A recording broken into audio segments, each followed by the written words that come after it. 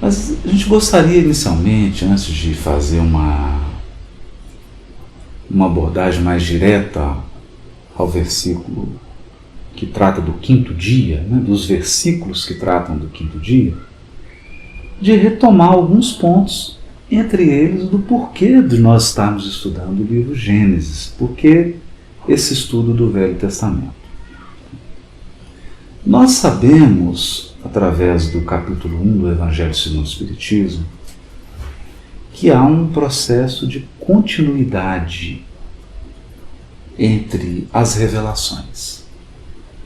E não poderia ser diferente, porque se as empresas modernas, se as empresas atuais, os gestores, estão sempre buscando destacar-se pelo planejamento, estão sempre em busca de uma planificação das suas ações, nós não poderíamos imaginar que o Criador, na sua inteligência suprema, na sua sabedoria infinita, agisse sem planejamento.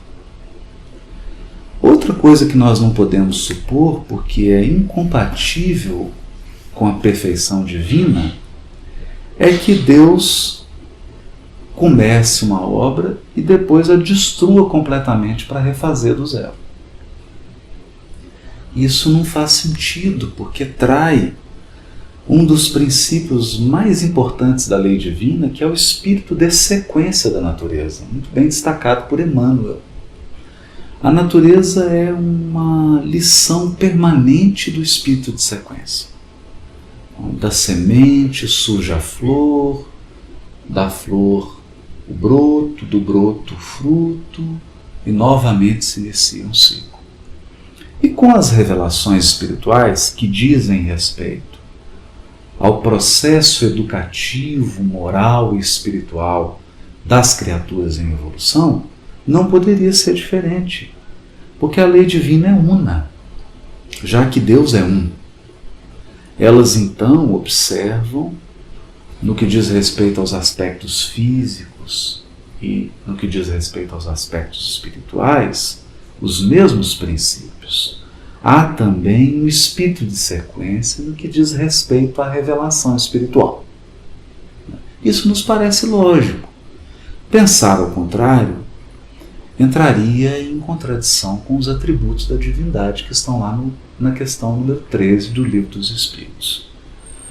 O Criador, como o grande educador das almas, como o Pai amoroso, que atrai os seus filhos para o seu seio de sabedoria, de amor infinitos, age com pedagogia, age com propósitos definidos e, como a natureza não dá salto, nem pode dar, há sempre degraus na evolução e o conhecimento será revelado, ele é revelado gradativamente ao aperfeiçoamento das criaturas que vão recebê-lo.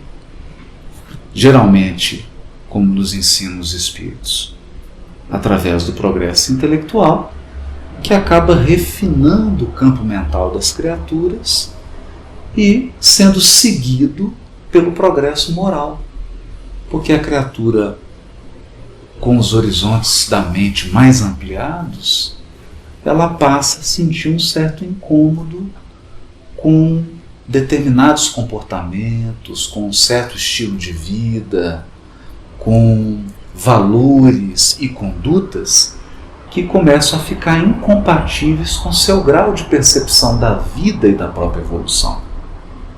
Por isso o progresso moral sempre acompanha o progresso intelectual, embora não o acompanhe imediatamente, como ressaltam os espíritos. Mas por que nós estamos dizendo isso? Porque é preciso compreender que Deus está constantemente se revelando. Constantemente se revelando. Por mais superior que nós imaginemos uma criatura de Deus, um ser criado por Deus, nós jamais poderemos imaginar esse ser criado atingindo o patamar da divindade. Pelo contrário, há uma distância infinita separando a criatura do Criador, em termos de perfeição. Portanto, nós somos seres perfectíveis. Nós estamos num contínuo e ininterrupto processo de aperfeiçoamento, que vai durar a eternidade. Pensar ao contrário seria admitir que nós, criaturas, poderíamos nos tornar iguais a Deus. E aí não haveria um Deus, mas 2, 3, 4, etc. E isso é impensável. Então o Criador, ele é sempre, sempre absoluto. E nós, na condição de criaturas, somos relativos. Nós temos sempre uma condição limitada, por mais ampla que ela seja. Então, aqui, apenas para facilitar o nosso entendimento dessa questão, nós nos recordamos de um livro de Herculano Pires, né, que é um livro em que ele entrevista Chico Xavier, Espírito e o Tempo, e ele passa a tratar com o Chico dos assuntos dos Cristos, né, desse assunto instigante. E num determinado momento, o Chico espontaneamente diz para Herculano Pires que, embora todo o respeito que nós temos e devemos ter, né, ao nosso Senhor Jesus Cristo, ele não era o Cristo do sistema solar, era o Cristo do planeta, o governador espiritual do orbe. Porque o Cristo que governa o sistema seria um Cristo de um maior poder criador. E, por analogia, a gente vai ampliando. Há um Cristo do planeta, há um Cristo do sistema, há um Cristo de uma constelação, há um Cristo de uma galáxia, etc., etc., até atingir classificações que escapam até a nossa observação, tendo em vista que o universo é infinito. Portanto, Deus sempre está acima. E nós só conhecemos de Deus aquilo que Ele revela. Esse foi um pensamento que sempre inspirou os sábios da primeira revelação. Eles sempre disseram: há uma parte oculta que é a parte imanifesta de Deus. Aquilo que Ele não manifestou. E aquilo que Ele não manifesta é inabordável. É preciso pensar nisso. Há algo de Deus inabordável, que diz respeito apenas a Ele. E nós, no estado de criatura, só temos acesso àquilo que Ele revela. Por isso, o texto de Deuteronômio diz assim: as coisas ocultas são para Deus, mas as reveladas são para os pais e para os filhos. Aquilo que Deus manifesta, há até um pensamento filosófico, né, sobre isso, a fenomenologia. Não a fenomenologia enquanto estatuto filosófico, né?